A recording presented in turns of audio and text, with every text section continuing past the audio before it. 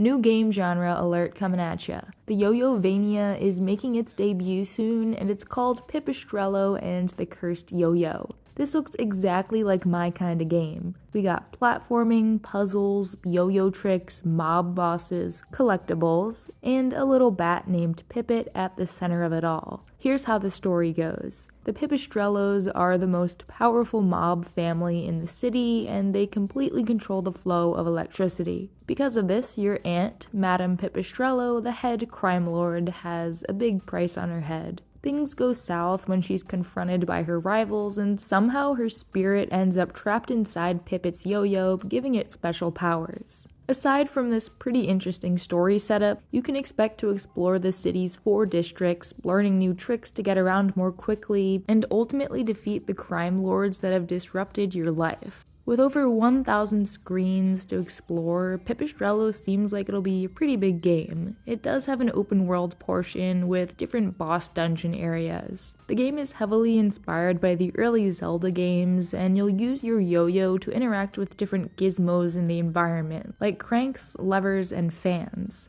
Learning different yo-yo tricks will give you new traversal abilities, and learning special moves will help you out in combat. There are also a bunch of badges you can swap out and permanent upgrades to make Pipit more powerful, ultimately becoming a true yo-yo master. Pipistrello is absolutely bursting with personality, and I do love to see a good old top-down pixel art adventure game. This one actually started off as a side-scroller, but a lot of the team's ideas just worked better from this perspective. There's a tentative late 2024, early 2025 release window being thrown around, and the game is expected to be about 15 to 20 hours, maybe a little longer to find every secret and collectible. In case you were wondering, Pipistrello is actually Italian for bat, but the developers at Pocket Trap are actually from Brazil.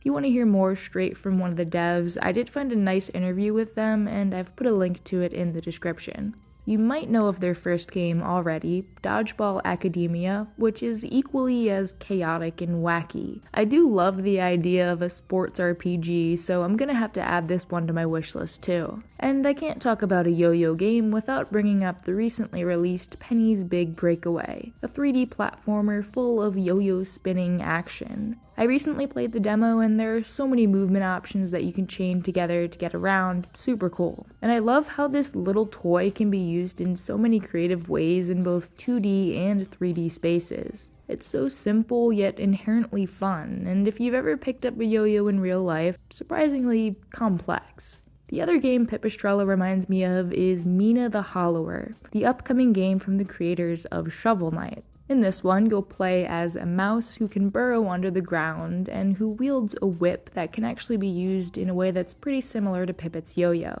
Kind of the same general idea, retro-inspired top-down game filled with puzzles and secrets and fun movement options. I'm really hoping we get an update from Yacht Club Games soon. I know they post little previews pretty often on their Kickstarter page, but I unfortunately missed the campaign, which did raise over $1 million. Anyways, I hope that today I was able to show you all a cool new game or two that you weren't yet familiar with. That's kinda my thing, so if you're into that, I've got even more videos for you to check out.